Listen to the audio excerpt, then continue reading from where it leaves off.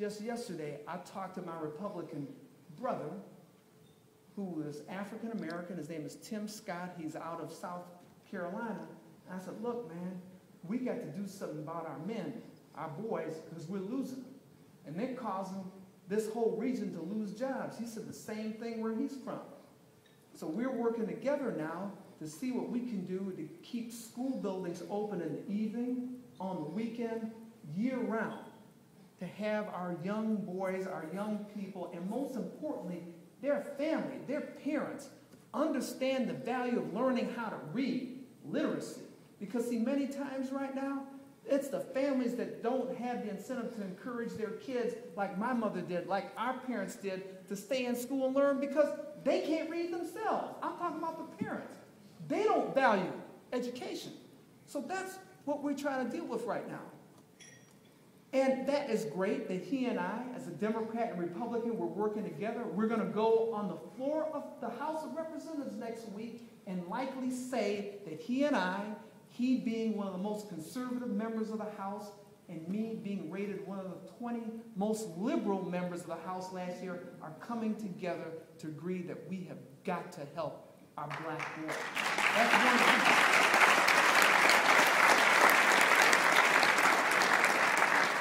You're clapping, but you know what? It may help what he and I are going to do if we get it implemented. It may help a little bit, but I have grave concern that even that political legislative action in Washington, D.C. really may not change things internally for our young men. I'm going to tell you why I said that, and I'm going to close. Last week, after the last businessman had gotten murdered senselessly, I was driving down the street. My guy was driving down the street. I was in the car, and I saw some guys hanging out in the street. Now, I knew what they were doing. They were transacting business.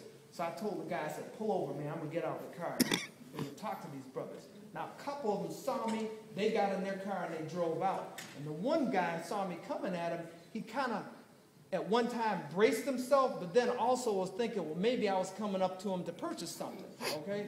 So I said, look, man, I'm the U.S. Congressman. What do I need to do, man, to stop the violence on the street? So he looked at me, and you know what he said ultimately is this? He said, man, I'm 32 years old. I've been in special ed when I was in school my entire time because I have dyslexia. He said, look, I've never hurt anybody, but I do what I need to do to be able to make some money.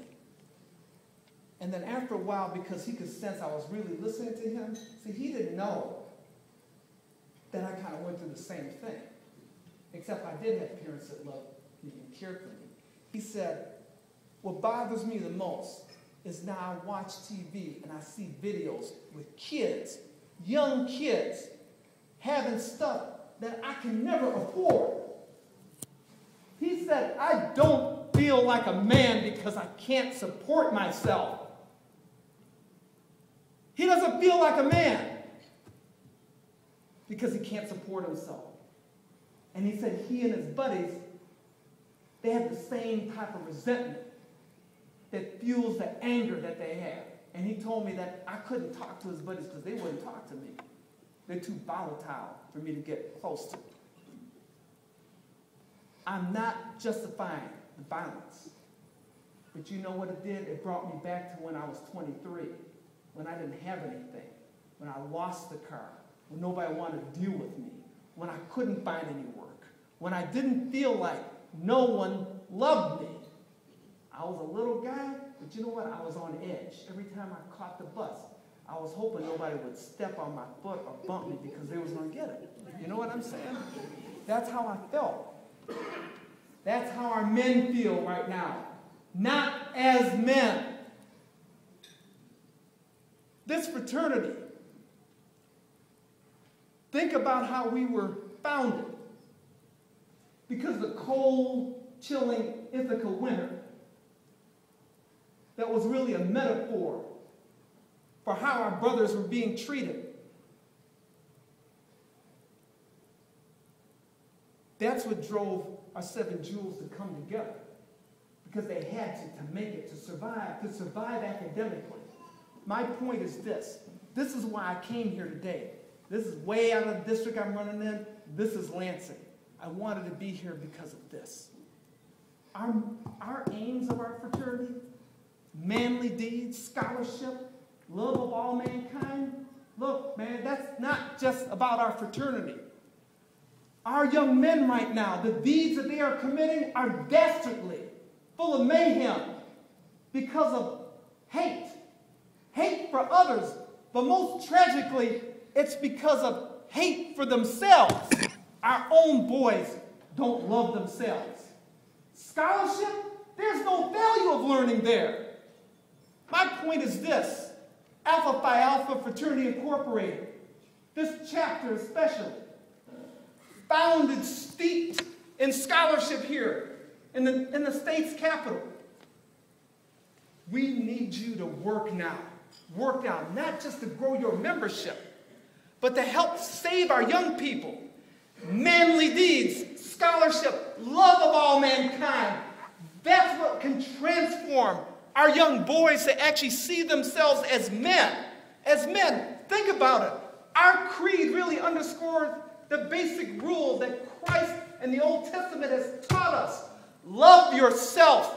Love others as you love yourself. But when you hate yourself, you can't spread any goodwill to anyone else.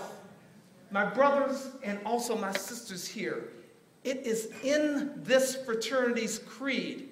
It is in everything that has made us strong, and the number one of all societies can also transform our men. It can transform the city of Detroit, this entire region, this country's economy. We can do all of that by giving our men some love, the love that they need, the love that this fraternity was founded on.